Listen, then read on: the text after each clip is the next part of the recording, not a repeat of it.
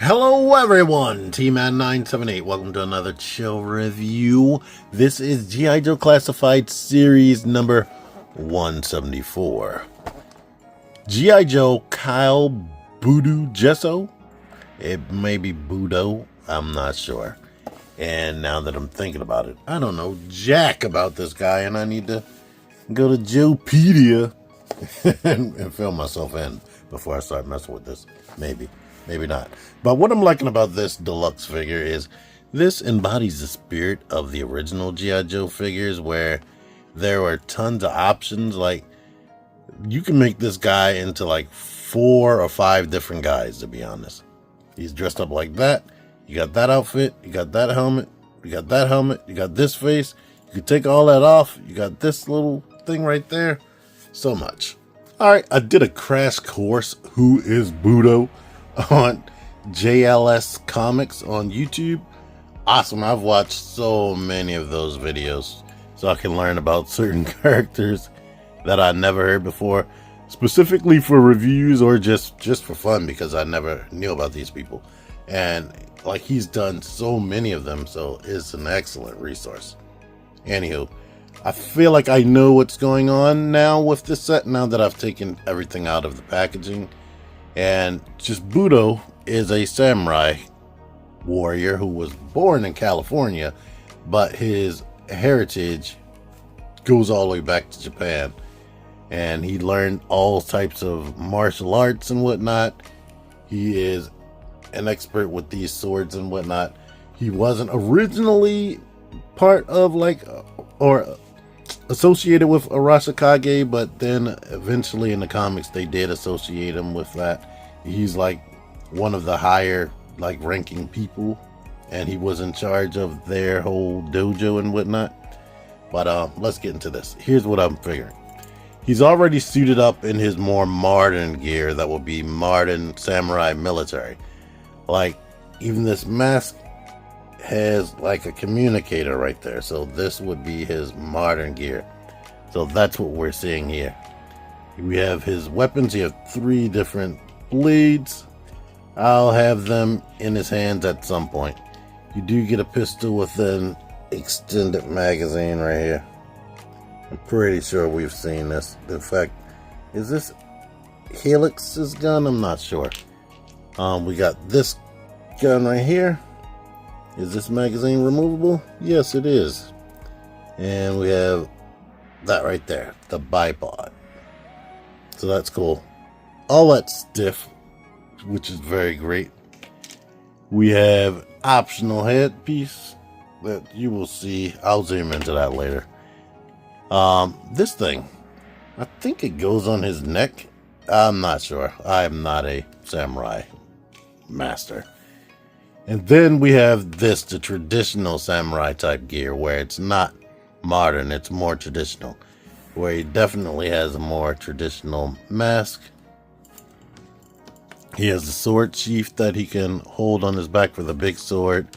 You got this optional gear right here, which I guess is like more armor and probably stealth capabilities. You get the skirt with the 2 scabbards. Right now, I'll zoom in on him later. Get this armor and the arm guards and leg guards. And of course, you can take all of this off, put this head on there, and make him look like a more disheveled soldier. Here's a close-up right here. We can see his name right there. I guess his symbol from probably his family clan. And I'm guessing this is G.I. Joe, or Japanese kanji or whatever. The armor back there. This vest has a hole so you can put in backpacks, which he does not come with. And in fact, this thing right here doesn't have a peg hole, so yeah, let's look at it while we got it on screen.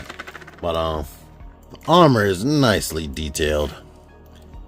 But as he is right here, I guess this would be a basic Joe figure, where he has the armor, his basic head. And let's let you see this from this angle. Not faded or anything, just straight up cut. And I don't know if that's an imperfection or whether he's supposed to have a mole. I haven't watched anybody else, so you let me know if other people had that same dot right there under his eye. But cool. So here he is. Here he is geared up with his helmet right here, which is nicely painted. Neither of the helmets are meant to have the long hair look, because it just doesn't fit right at all. It fits perfect right here with this hair. And I have the gun in that holster and the medium blade right there. So that's cool. And as you do, he can have that stuff on him, but he can still carry his other weapons. So yeah, he can still hold his submachine gun right here. And I guess if you wanted to, you could give him this blade right here to carry. It does match with this gear. But here's one thing I noticed. This blade is loose. It is loose in there. So yeah, you're gonna have to be careful walking around with that. You see I have this thing right here on him. You can put the red scarf on him. Yeah, that still works. I didn't have to take that black thing off the neck. I just put the scarf over it. And just so you can see it, here he is with the long hair. I have him holding the helmet. Alright, I'll show the articulation and then I'll change his gear up. But the neck, very good range in that. The ball at the base of the neck, it moves way freely than I'm used to. Their necks are typically stiff. The head looks down, and it seemed like they went the same route with the ninjas I just bought, the Cobra ninjas, where he can actually look up more than normal. The butterfly joints go back a lot, come forward even more than those ninjas, like a lot more. Of course, you can rotate. The shoulder pad is actually attached to the vest. Arm can bend up, bicep swivel. This hand is on a vertical hinge that can go down a lot. This one, horizontal hinge. I kind of wish they had some other martial arts style hands in there, or the reverse of these hands. You do have the regular standard ab crunch under here that clicks. You get the ball joint down here and the swivel. It can click forward. I will see how much it can click forward when I take the vest off. This is a whole separate piece, but legs kick out 90, kick back some, soft diapery piece. Should kick up over 90 as they do. Thigh rotation, double jointed knee, boot swivel, feet kick all the way back, feet kick forward, ankle pivot. So I like the articulation is smooth. I like it. Since people want you to show everything. Only thing sucks about the boot swivel is the shin guards right here. The shin guards swivel with it, so it does make it look weird sometimes in poses. That's been going on since the first Duke figure from Wave 1. But the gear comes off as you would imagine. It's just pegged right there on both sides. And this is even pegged in right here, so that comes off.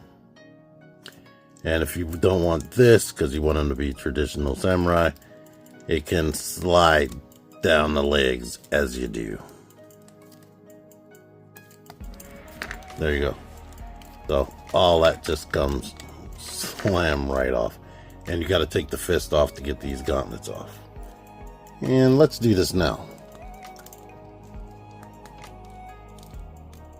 So that was maximum ab crunch right there.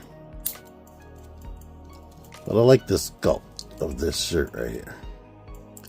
The arms are slightly lighter, especially the shoulder.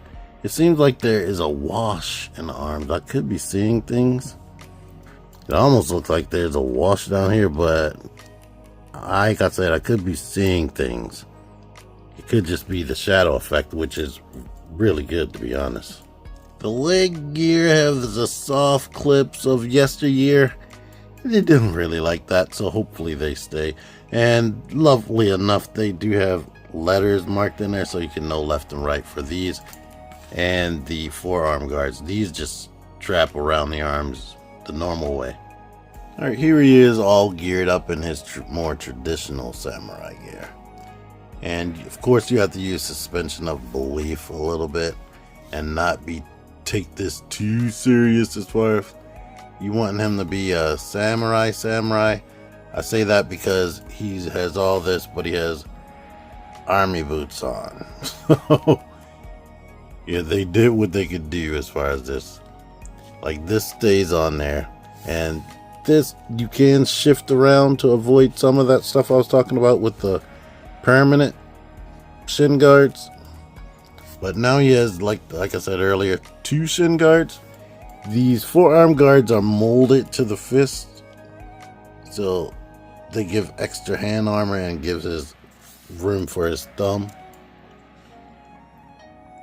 You can still get the sword sheath right here, and to let you know, this pops out of there so that you don't break it, which I almost did. So there's that. Since I have it stretched around. And you can, in this mask, let me zoom in, you can see his eyes. So that there was a struggle to get this pulled down to the perfect spot to get the eyes showing. As you can see, maybe it might be my light. Yeah, I think it's the light. But there we are with that. Nicely detailed. Everything is nicely detailed and painted and whatnot. If I didn't have these, I don't know what you call this stuff right here, that organic armor. I don't know what that's made out of. Straw? What I was about to say, if you took this off, you could see that symbol that's on his chest. So I'm going to take that off. And of course, I didn't show this earlier, but he can dual wield. I wonder if it's a coincidence that this thing came out coinciding with Ghost of Yotai. So there we are with that. I was watching my son play that and I was thinking I'm about to get BUDO. But here he is holding these 2 swords. And he's cool. I like all the options. It's awesome. And here he is stripped down. I wasn't going to put this scarf on him at first, but I'm glad I did because he looks a ton like a highly recognizable character from a different universe. I wonder if that was on purpose because, wow, as soon as I put the head on after putting this scarf on, I was like, wow, I didn't think about that. And let me just put that character on the screen. Android 17. That's the way he reminds me of. Here he is with the holster on, but you still have like this crotch skirt. So there he is. If you want him to have at least 1 sword. I mean, I guess he could do the one around as this one, I guess, if you want. Definitely without the gear, it does float a lot. Here he is next to Slice and Dice, and he is taller than both of them. Apparently these 2 were an item at some point. And looking at it now, the sword that she comes with, that's what that sword looks like. And the smaller swords have the same design. Alright, I'm going to end things with this. If there's someone I forgot or I don't have the variation that you like, I'm going to need you to forgive me or get over it. But yeah. Nice lineup of ninja or martial arts style people. There you go. I'm pretty sure some other people have martial arts combat skills, but yeah, this is what I could think of right now or I saw. So there you are. Anywho, he is really great. I love all of his variations. His posability is great. I don't have too many complaints on that. I do wish that he came with different hands. A lot of martial arts style characters, like Slice and Dice, had a bunch of hands. It'd have been nice if he had different hands. Speaking of his hands, I didn't go into it, but the fingers are painted flesh tone, and yeah, so you're gonna have to watch out for that. But overall, he's really good. I don't have any like QC issues or anything where the joints are loose or anything like that, and everything moves smooth. I like the way the head moves, so I'm satisfied. Anywho, link for where you can get this guy on Amazon. I just got it from Amazon. Thank you for watching. Until next time, T-Man978 out of here. Figure action.